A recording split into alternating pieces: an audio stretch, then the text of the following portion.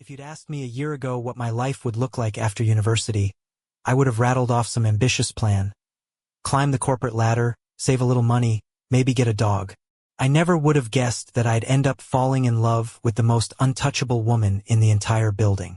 Her name was Victoria Lang, president of Language Global, my boss's boss's boss, the kind of woman who walked into a room and made it quieter, not because people were afraid of her, but because they wanted to hear what she had to say. I first saw her during my interview. I was 23, nervous, overdressed, and sweating through my best suit. She stepped into the conference room mid-meeting, late, unapologetic, and glanced around like she owned the oxygen. Her presence was effortless, elegant, like a storm you welcomed just to feel something real. She looked at me once, just once. A flicker of her gaze, barely a second. But I felt it, and it stuck. After I got the job, I saw her only in passing at first. Hallway nods, brief smiles in the elevator. But I started volunteering for more projects, late nights, cross-department collaborations, anything that got me within earshot of her voice. It wasn't just infatuation. It was admiration. The way she handled pressure. The way she never spoke more than necessary but always more than enough. I'd never met someone so composed and powerful, yet somehow lonely. I didn't realize it at first, but that loneliness, it was a mirror. I was young, eager, full of ideas and sleepless ambition. She was seasoned, respected, but surrounded by people who wanted something from her. I just wanted to know her, and maybe, if I was lucky, make her smile. I didn't come on strong. I wasn't dumb enough to think I could flirt my way into the heart of a woman like Victoria. No, this wasn't about pickup lines or charm. It was about proximity, presence, the slow, deliberate art of being noticed without asking for it. I started sending her notes after meetings, brief, thoughtful messages. Great call today. The way you navigated that investor question was masterful. I never overdid it, just enough to make her pause. Sometimes she replied, a curt thank you. Once, a smiley face. That one kept me awake longer than I care to admit. But the real shift happened after a company gala. She wore black, not flashy, not loud, just simple, elegant, devastatingly confident. I spent the night circulating the room, pretending not to look for her. And then, like she knew, I turned a corner and there she was, alone by the bar. Ms. Lang, I said, heart hammering in my chest. She turned, lifted a brow. Daniel, right? You remembered. I smiled. You probably meet 100 new people a week. I remember who pays attention, she said. I offered to buy her a drink. She declined but didn't walk away. We stood there for 10 minutes, talking. Work, mostly. But there was a moment, a tiny break in her voice when she mentioned late hours, how sometimes she forgot what day it was. I said, you deserve someone who reminds you to rest. She looked at me differently after that. Still guarded, still composed. But something cracked. Just a little. Victoria Lang was a fortress. She wore power like perfume. Every word measured, every movement composed. But I wasn't interested in her title or the legend that trailed her. I wanted the woman underneath. The one who sipped black coffee alone in her corner office, who sometimes stared too long at the skyline like she was trying to remember how to dream. I didn't chase her the way boys chase girls. I chased her the way a writer chases the right sentence. Carefully, obsessively, hoping not to ruin the moment with too many words. Ms. Lang, I once said during a pitch, you have a way of asking the question no one else thinks to ask. She arched an eyebrow. Are you flattering me, Mr. Bishop? No, I said. I'm thanking you. That made her pause. I stayed late, picked up extra work. Not because I had to, but because I wanted to be in her orbit, to earn a place there. One night, I left a single post-it on her desk. If no one's told you today, you are astonishing. I didn't sign it. The next day, she walked past me and said, astonishing is a dangerous word. I smiled. Only if it's not true. She didn't smile back. But her eyes? They softened. That was the beginning of the end of her resistance. It happened slowly, then all at once. We weren't a couple. Not publicly. Not officially. But something shifted after the gala. She started looking for me, noticing if I wasn't in a meeting, asking for my opinion when she didn't have to. Still, Victoria was careful. She made the rules. She kept her distance. But I knew that fortress of hers was starting to crack. Then one night, during a late meeting we both stayed for, I walked into the boardroom and found her alone, still reviewing papers. She looked tired, uncharacteristically so. "You okay?" I asked carefully. She looked up. "Do you ever feel like you're the only one keeping everything from falling apart?" I didn't answer right away. I just walked over and placed a cup of her favorite tea beside her. "You don't have to carry it alone," I said. For a moment, she just stared at me. Then she exhaled, like she hadn't breathed in hours. That night, I walked her to her car. Just before she got in, she turned to me. "This can't happen," she said. "I know," I replied, "but it's already happening." And then, God help me, I kissed her. She didn't kiss me back. Not right away. But she didn't stop me either. When she did finally pull away, her voice was hoarse. "I'm your boss. And I'm not afraid of the rules," I said. "I'm afraid of never knowing what it feels like to love you." She didn't answer. But the next day, she wore lipstick the color of heat, and she left her office door slightly ajar.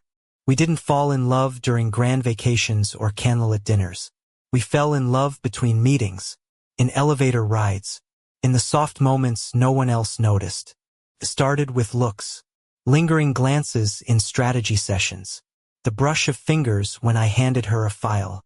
I lived for those moments, our little rebellion against a world that would never understand. She was cautious. She had to be. But I saw the hunger in her, the desire to be touched, seen, adored. I started leaving flowers on her chair before she arrived. Not roses, wildflowers, the kind that grow through cracks in concrete. She told me I made her feel like a girl again. I told her she made me feel like a man. We had our first real kiss behind the tinted glass of her office, late one Friday evening. She pulled me close and whispered, "We're insane." And I whispered back, "Maybe, but I've never felt more sane." From then on, it was stolen lunches in her car, secret texts during conferences, quiet laughter under the hum of fluorescent lights. We hid our relationship from everyone. To the world, she was still the untouchable CEO. To me, she was Victoria. Mine. She started writing again, poems she'd never show the world. I'd wake up to messages that read, "You're the reason I sleep with a smile now." And in the privacy of locked offices, hotel rooms, and secret corners of the city, we made love like we were trying to erase years of loneliness. It was bound to unravel. We thought we were careful, always looking over our shoulders, never leaving a trace. But secrets don't stay secret forever. Not in boardrooms. Not in families. Her son found out first. Matthew Lang. 30, stern. Every bit his mother's fire but without her warmth. I met him once at a corporate dinner. He shook my hand too firmly, smiled too tightly. When he showed up unannounced in her office one afternoon and saw me, too close, too familiar, it didn't take long for him to connect the dots. Victoria told me later how it went down. He didn't shout. He didn't cry. He just said, "If you don't end this, I will never speak to you again." She tried to explain that it wasn't what he thought, that it made her happy. He said something that broke her in a way I never could. "You're not his queen. You're his fantasy. And one day he'll wake up. Then what will you be?" She didn't cry in front of him. But when she came to me that night, she looked like someone who'd survived a fire only to realize they were still burning. "I can't lose my son," she said. I wanted to say, "You're losing me too." But I didn't. I just nodded, trying to keep my voice steady. "I understand." And for the first time since I met her, Victoria walked away. The days after she ended it were hollow. I still showed up to work, still went to meetings, but everything felt like background noise. Coffee didn't taste the same. Time moved weird, too slow, too fast. Her absence echoed everywhere. I avoided her floor, skipped executive briefings. She stopped replying to my messages, and eventually I stopped sending them. What was the point? Every time I passed her office door, I hoped, irrationally, that she'd step out, call my name, take it all back. She never did. One morning I found a note in my inbox from HR. A transfer, voluntary, to another department, one further away from her orbit. I approved it without reading the details. I tried to move on. Slept with someone I met at a bar once. Felt like cheating on a ghost. She didn't even ask my last name. I thought about quitting, about leaving the country, starting over. Instead, I handed in my resignation 3 weeks later. No grand exit. No goodbyes. Just a simple letter and a cleaned-out desk. I couldn't breathe in that building anymore. And even though I told myself I was over her, I wasn't. I was still in love with a woman who chose someone else's love over mine. And every part of me hated her for it. Except the part that still would have dropped everything if she just asked me to stay. It was raining that night. Not a gentle drizzle. The kind of storm that makes you wonder if the sky is trying to wash the whole world clean. I was in my apartment, packing up the last of my things. My lease was ending, and I decided to spend a few months with my parents out of the city. Somewhere quiet. Somewhere that didn't remind me of her. Then I heard it, a knock. Not urgent. Not timid. Just there. When I opened the door, she was standing there. Victoria. Soaked through. No umbrella. Hair clinging to her face. Her coat dripping onto the floor. For a second, neither of us said anything. Then she whispered, "I'm sorry. I didn't let her in. Couldn't." I was still hurt, still angry, still raw. "You made your choice," I said, voice flat. She took a shaky breath. "I can't eat. I can't sleep. I walk through rooms and forget why I went in. I feel like I'm disappearing." I looked at her, really looked at her, and she was shaking. Not just from the rain, but from something deeper. "Please," she said. I tried to be strong. I thought I was doing the right thing. "But I'm dying, Daniel." The words hit me sideways. She wasn't speaking metaphorically. She had cancer. Advanced. Inoperable. "I'm not here to ask for forgiveness," she said. "I'm here because I don't want to die without trying to love you the way you loved me." I wanted to hold her. Instead, I closed the door. And she stood there, in the rain, until I couldn't hear her footsteps anymore. The next morning was too quiet. I replayed the night over and over in my head. Her soaked silhouette. Her words. That final look in her eyes. Like she knew she'd lost everything, and still chose to try. I told myself I did the right thing. That I was protecting myself. But the lie didn't hold. By noon, I couldn't sit still. I walked to the office half on instinct, half on hope. She wasn't there. Her assistant looked confused when I asked. "She left after your resignation. She hasn't been back since." Panic hit me. I called her phone. No answer. I called again. Nothing. I asked around. One of the junior execs said they'd seen her heading to the parking lot late last night. I ran. To her place. To her favorite cafe. To the bench in the park where we used to sit on our breaks. Nothing. Then I remembered the envelope she once told me about, where she kept everything that mattered. Her will, her emergency contacts, her home address, her son's number. I didn't want to see him, but I had no choice. He opened the door already angry. "What are you doing here?" "She came to me last night," I said. "She's sick." Pushed her away. "Please. I just need to see her." His face went still.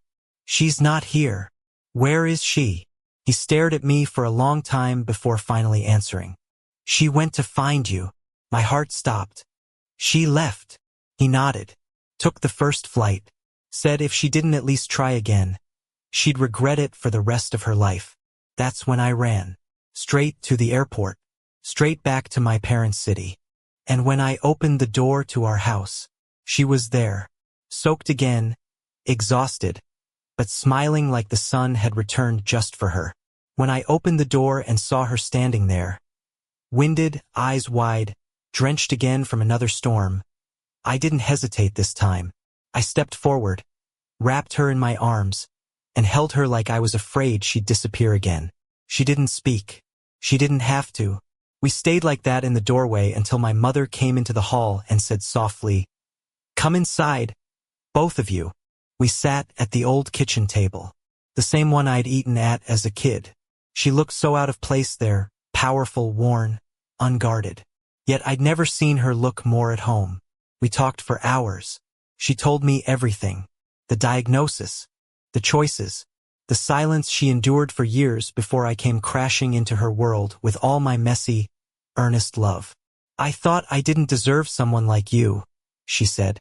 "And then I thought you didn't deserve someone like me. And now?" I asked. She reached across the table, took my hand. "Now I know we deserve this, no matter how long it lasts." We spent that entire day together. No hiding, no guilt, no second-guessing. Later that night, lying beside her in my old bedroom, I watched her sleep. And for the first time in what felt like years, I wasn't chasing anything. I wasn't mourning what we lost or fearing what could go wrong. I was exactly where I needed to be. We didn't talk about the end. We didn't need to, because in that moment, in that house, in that bed, with the storm finally quiet outside, we'd already won.